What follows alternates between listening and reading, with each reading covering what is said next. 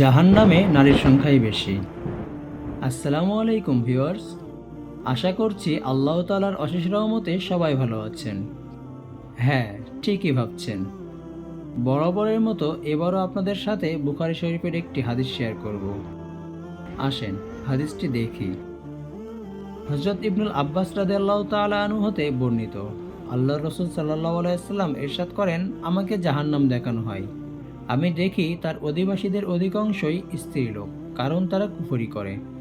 জিজ্ঞাসা করা হলো, তারা কি আল্লাহর সঙ্গে কুফরি করে? তিনি বললেন, তারা স্বামীর অবাধ্য হয় এবং এহসান অস্বীকার করে। যদি তুমি দীর্ঘকাল তাদের কারো প্রতি এহসান করতে থাকো, এরপরে সে তোমার সামান্য অবহেলা দেখলেই বলবে, আমি কখনো তোমার কাছ থেকে ভালো ব্যবহার পাইনি।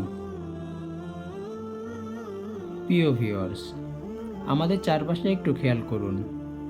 অধিকাংশ স্ত্রী তার স্বামীর অবাধ্য। তাই আল্লাহর রসুল আমাদের মা বোনদের সতর্ক করতে এ হাদিস বর্ণনা করেন।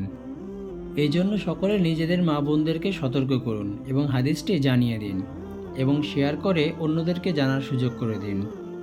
ভিডিওটা ভালো লাগলে অবশ্যই লাইক, কমেন্ট, শেয়ার করুন এবং চ্যানেলটাকে সাবস্ক্রাইব আর ফলো করুন। কথা হবে অন্য ভিডিওতে অন্য হাদিস নিয়ে। আল্লাহ হাফেজ।